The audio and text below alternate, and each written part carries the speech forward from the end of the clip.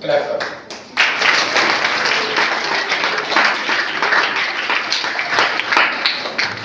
आज बाबा साहेब भीमराव अम्बेडकर की जयंती है और इसके उपलक्ष्य में हम यहाँ सभी उपस्थित हैं और मैं सरकार का शुक्रिया करता हूँ जो हमारे यहाँ पर ये बाबा साहेब अम्बेडकर की जयंती मनाई जा रही है और स्कूल बाकी की तो क्लोज है। Thank you.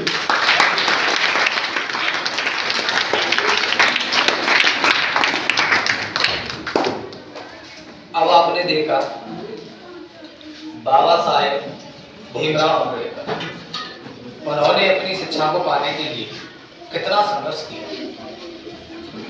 कितना ज्यादा संघर्ष किया। दलित जाति से रिलेटेड थे, है ना। और जब वो पढ़ते थे तो कई प्रकार की अड़चनें उनके सामने आई, उनको पढ़ने नहीं दिया जाता था, है ना। आज के समय में हम देखें एट प्रेजेंट हमारे पास ऐसी कोई भी अवस्था नहीं, हमारे पास ऐसी कोई परेशानी नहीं है, हम बिल्कुल स्वतंत्र होकर पढ़ रहे हैं कि नहीं।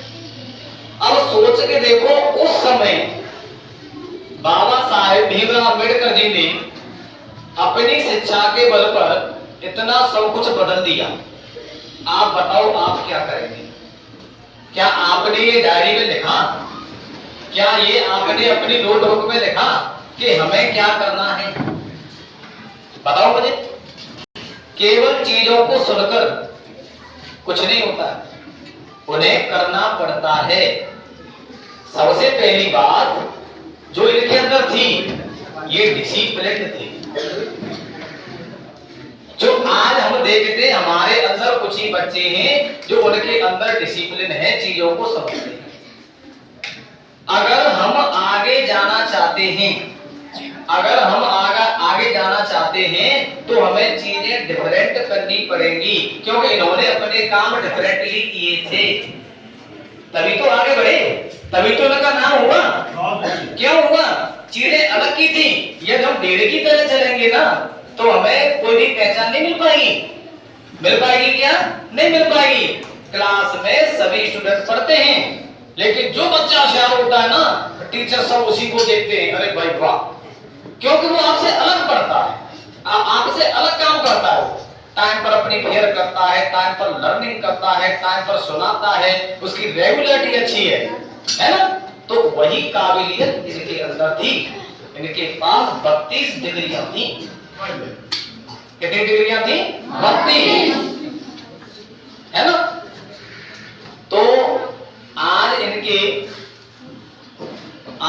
जयंती पर मैं बस इतना ही कहना चाहूंगा कि आप डिसिप्लिन रहिए, सभी का रेस्पेक्ट कीजिए, है ना, तभी आप आगे बढ़ पाएंगे। जैसे क्लास में एक टीचर ने पूछा, बेटा आप क्या बनना चाहते हो? तो बच्चा बोला मैं डॉक्टर बनना चाहता हूँ। बेटा आप क्या बनना चाहते हो? सर मैं इंजीनियर बनना चाहता हूँ। बेटा आप क्या बनना चाहते हो? मैं आर्मी में जाना चाहता हूँ। बेचारा एक लड़का कॉर्नर में बैठा हुआ था, उससे पूछा बेटा आप क्या बनना चाहते हो? तो उस बच्चे ने पता क्या जवाब दिया? सर सबसे पहले मैं एक अच्छा इंसान बनना चाहता हूँ। सबसे पहले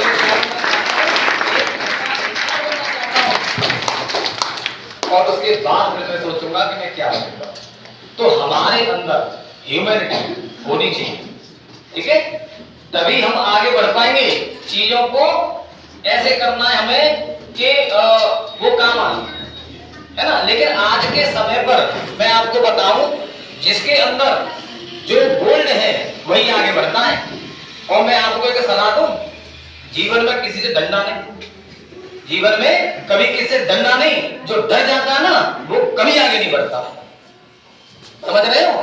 किसी से भी नहीं डरना है आपको, सच्चाई की खातिर, अच्छाई की खातिर। जो डर जाते हैं वो घर बैठे हैं, ठीक है, और जो आज नहीं डरे हैं वो बड़े बड़े लीडर हैं। समझ रहे हो? और लीडर कौन होता है?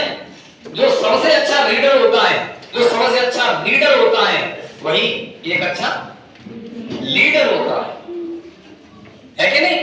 अपनी पढ़ाई को इतनी गहनता से करो कि ये समझ लो कि आपको कामयाबी मिलेगी। मिलेगी कब मिलेगी? जब आप चीजों को बढ़िया तरीका से पढ़ेंगे, समझेंगे, है ना।